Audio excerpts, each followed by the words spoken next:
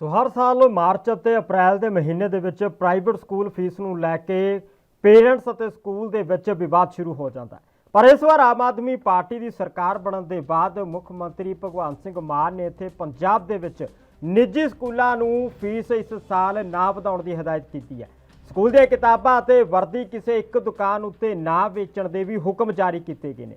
ਮੁੱਖ ਮੰਤਰੀ ਦੇ ਇਸ ਹੁਕਮ ਤੋਂ ਬਾਅਦ ਜਿੱਥੇ ਬੱਚਿਆਂ ਦੇ ਮਾਤਾ-ਪਿਤਾ ਕਾਫੀ ਖੁਸ਼ ਨਜ਼ਰ ਆਏ ਤਾਂ ਉੱਥੇ federation of private school association ਦੇ ਚੇਅਰਮੈਨ ਜਗਜੀਤ ਸਿੰਘ ਨੇ ਕਿਹਾ ਹੈ ਕਿ ਉਹਨੇ ਕਿਹਾ ਕਿ ਮੁੱਖ ਮੰਤਰੀ ਦੇ ਦੋ ਫੈਸਲੇ ਕਾਫੀ ਠੀਕ ਨੇ, ਜਿਸ ਦਾ ਅਸੀਂ ਸਵਾਗਤ ਵੀ ਕਰਦੇ ਹਾਂ ਤੇ ਬਾਕੀ ਸਕੂਲਾਂ ਨੂੰ ਵੀ ਇਸ ਦਾ ਸਵਾਗਤ ਕਰਨ ਦੇ ਲਈ ਕਵਾਂਗੇ। ਪਰ ਜਿੱਥੇ ਤੱਕ ਸਕੂਲ ਫੀਸਾਂ ਦੀ ਗੱਲ ਹੈ, ਉਹਨਾਂ ਦਾ ਕਹਿਣਾ ਹੈ ਕਿ ਪਿਛਲੇ 2 ਸਾਲਾਂ ਤੋਂ ਕੋਰੋਨਾ ਕਾਲ ਦੇ ਕਾਰਨ ਫੀਸਾਂ ਨਹੀਂ ਵਧਾਈਆਂ ਗਈਆਂ, जिस दे बारे उन्हें पूरी जानकारी दी है। तुहानू भी सुनाने की कुछ कहना उन्होंने।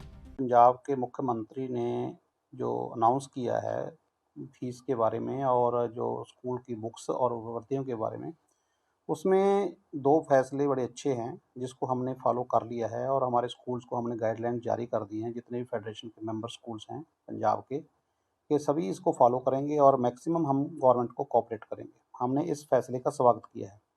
जहाँ तक फ़ीस के फैसले का सवाल है, उसमें थोड़ी जल्दबाजी की गई है। हमसे कोई डिस्कशन नहीं किया गया, किसी एसोसिएशन से, किसी नुमाइंदे से कोई इसके बारे में बात नहीं हुई। अच्छा होता कि अगर हमें बुलाते तो हमें पूछते भी आप कैसे पेरेंट्स की और हेल्प कर सकते हो। शायद उनको किसी अधिकारी ने ये नहीं बताया भी जो फ़ीस थी वो पिछले 2 सेशन से स्कूलों ने नहीं बढ़ाई। कोरोना काल के दौरान इवन उसके उल्ट है, जो 85% जो फ़ीस ही ली है स्कूल्स ने। सो ऐसे दौर में जहाँ 2 साल के बाद जब तीसरा साल शुरू हुआ है, अब फीस की बढ़ोतरी होनी थी, वो हम 8% हमें अलाउ किया गया है। पंजाब में एक फ़ीस रेगुलेटरी एक्ट बना था 2016 में, जिसके तहत स्कूल है जो 8% तक की बढ़ोतरी कर सकते हैं। ये भी बढ़ोतरी नहीं है, इसको भी हम कह सकते हैं जो महंगाई बढ़ जाती है उसको काउंटर करने के लिए ये 8% हम बढ़ा सकते हैं। अगर किसी स्कूल के पास कोई ज़्यादा नया इंफ्रास्ट्रक्चर बनाया है या उसने कोई और फैसिलिटीज़ ऐड की हैं तो उसको परमिशन लेनी पड़ेगी। सो ऐसे माहौल में जब पहले से ही फीस रेगुलेटरी एक्ट काम कर रहा है तो ऐसी अनाउंसमेंट करनी नहीं बनती थी, जो अभी कल कर दी गई है। सो मैं समझता हूँ ये फैसला जो हमें भरोसे में लेकर हमारे से डिस्कस करके फिर होना चाहिए था। जी।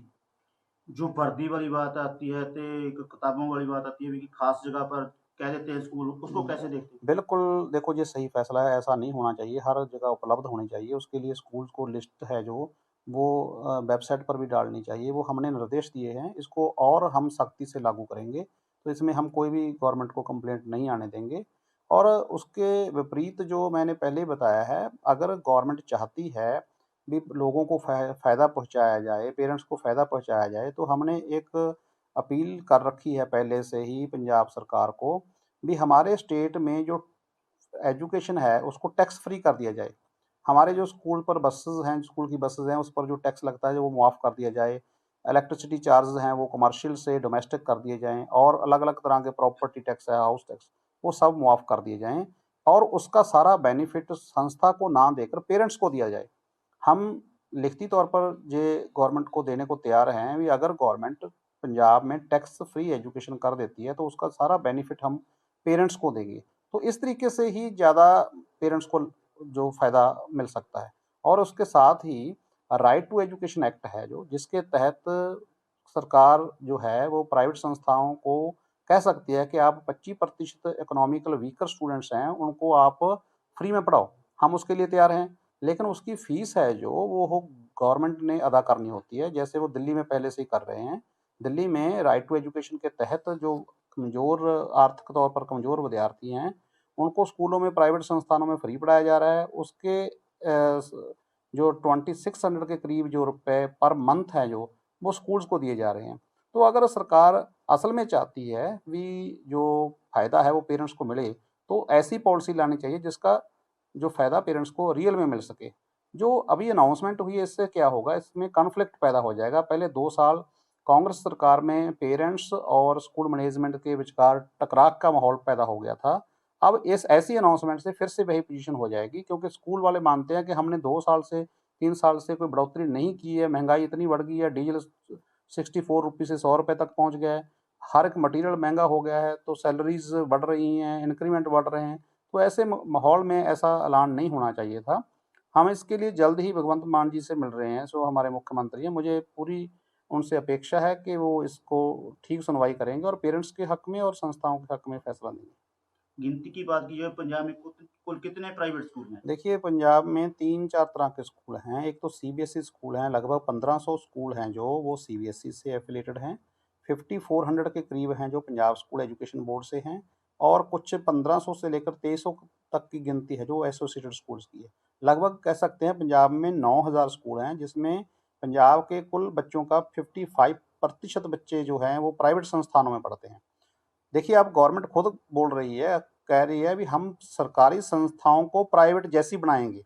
इसका मतलब ये तो है, वो मानते हैं, जहाँ पर क्वालिटी एजुकेशन है, जहाँ पर इंफ्रास्ट्रक्चर अच्छा है, जहाँ पर खेल सुविधाएँ अच्छी हैं, तो हर चीज़ अच्छी है, तो वो हमारे जैसा बनना चाहते हैं।